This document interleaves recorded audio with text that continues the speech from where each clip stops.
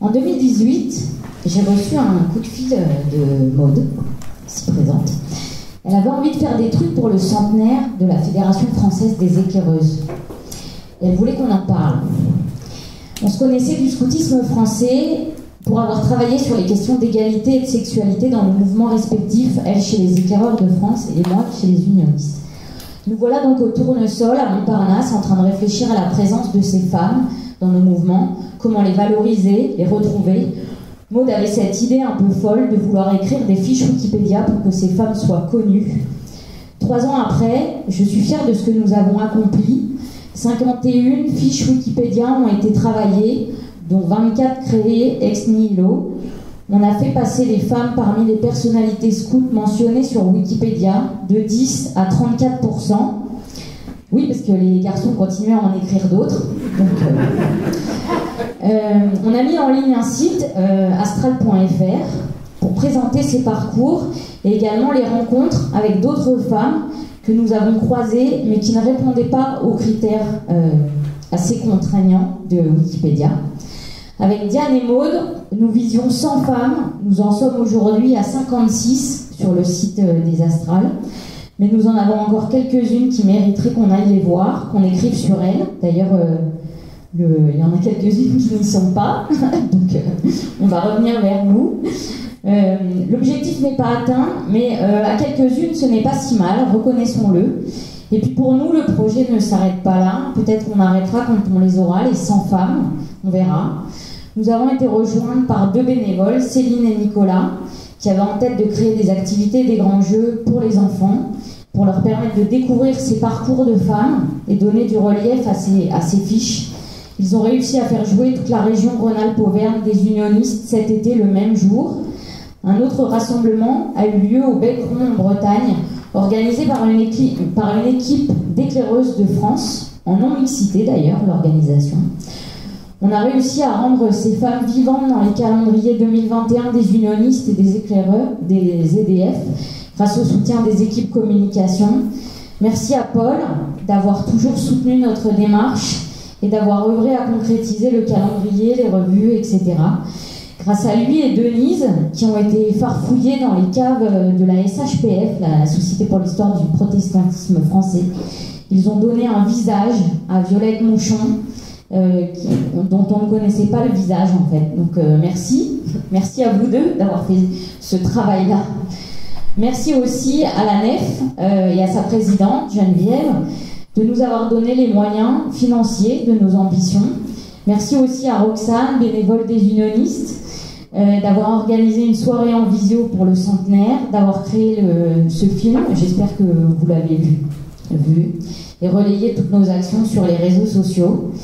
Forcément, on est déçus de ne pas avoir été suivis, encouragés, poussés par nos mouvements. Enfant, je me souviens avoir fêté en grande pompe les 80 ans des unionistes. Et oui, je suis vieille. J'ai entendu parler de Rocard et de Jospin.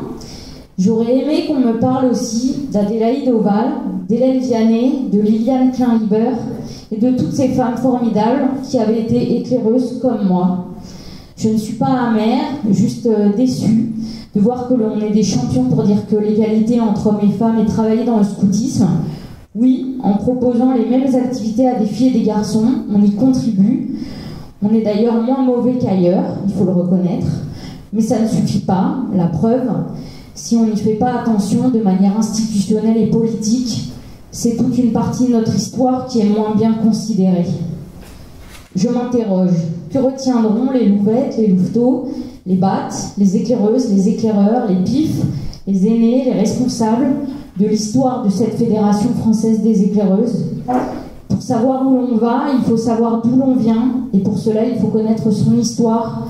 Maude parlerait d'aider à construire un cadre symbolique. Chez les unionistes et les israélites, j'ai l'impression que l'on sait encore plus l'importance de transmettre son histoire.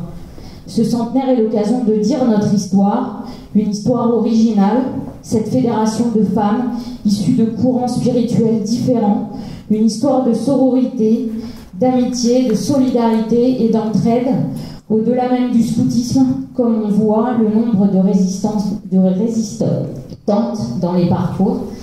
Heureusement, cette date anniversaire du 10 décembre est l'occasion de nous réunir ce soir.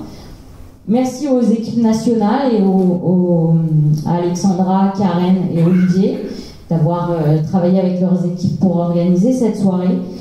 Quelle joie de voir ces trois mouvements réunis, de voir ces anciennes et leurs familles venues nous raconter cette histoire. Chaque mouvement a porté un morceau de l'organisation. C'est ça l'esprit de la Fédération française des éclaireuses. Ayons à cœur de poursuivre cette coopération dans l'avenir. Continuons à faire des choses ensemble, à travailler l'égalité entre les femmes et les hommes dans nos mouvements. Et pour la suite, je laisse la parole à Maud.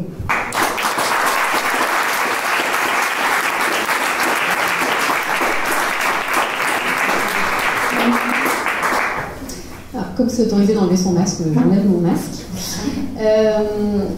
Laure vient de revenir un peu sur les 3 années de travail écoulées dans le projet des Astrales. Moi, je vais vous parler un petit peu de l'avenir. Et pour l'avenir, on se dit aux Astrales que l'aventure, elle n'est pas finie encore.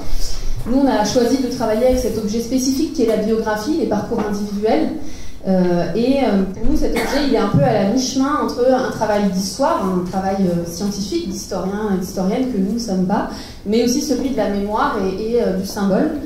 Il y a un monsieur qui s'appelle Claude Pentier qui dirige le dictionnaire du métro, qui est un dictionnaire qui s'occupe spécifiquement des parcours de militants et militantes du mouvement ouvrier, où là aussi il y a des questions de visibilité qui se posent, qui dit la biographie n'est pas seulement un récit de vie, c'est aussi un pouvoir affirmé dans l'espace public.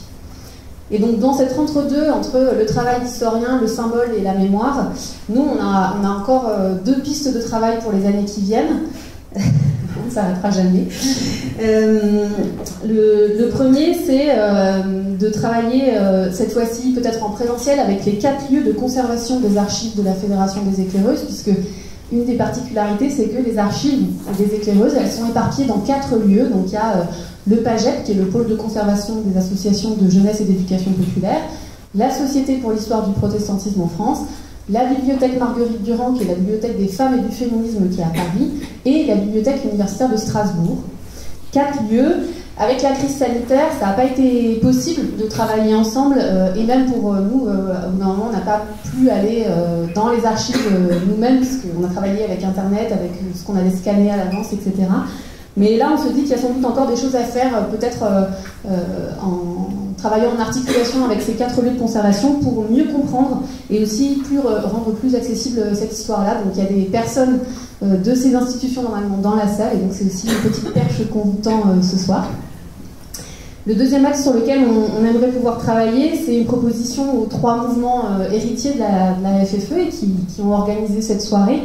Et on aimerait vous proposer de porter ensemble dans les années qui viennent un effort pour plus de visibilité des femmes et de leur engagement dans l'espace public.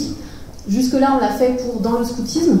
Et en même temps, on sait qu'en France, il n'y a que 6% des noms de rue qui portent des noms de femmes. Alors, pour le scoutisme, c'était 10% sur Wikipédia. Et on se dit que peut-être on peut contribuer à l'effort qui existe en ce moment en France, d'avoir plus de femmes visibles dans l'espace public, notamment via les noms de rue. On a une base, le travail qu'on a mené, il nous a donné plein d'éléments, et donc on se dit, si vous en êtes d'accord, qu'on pourrait ensemble solliciter des municipalités pour renommer des rues, des écoles, etc., pour contribuer à ce que les parcours de ces femmes, pour qui le scoutisme a été une passerelle d'engagement vers d'autres espaces, ils soient connus et ils stimulent l'imagination des générations à venir. Donc c'est un peu la proposition qu'on vous fait ce soir pour les années qui viennent, sachant que le travail de fond est quand même pas mal fait.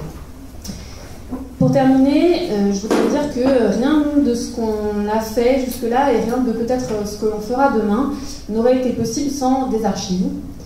Et donc je voudrais remercier les anciennes de la FFE, dont certaines sont présentes ce soir, d'avoir eu la conscience de la valeur de ce qu'elles avaient vécu et de s'être organisées pour conserver les traces de ce qu'elles avaient vécu, d'avoir fait ce travail d'écrire dans un journal qui s'appelle le Débrouillum Tibi, c'est-à-dire le débrouille-toi, et dans des tonnes et des tonnes de cartons stockés dans des sous-sols, d'avoir conservé les traces de ce qu'elles avaient vécu pour que nous, aujourd'hui, on puisse comprendre notre histoire et la connaître.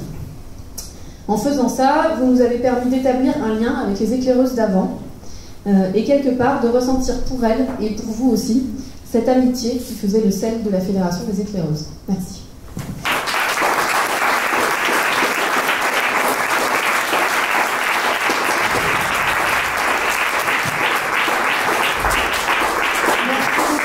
dès lors, je vous souhaite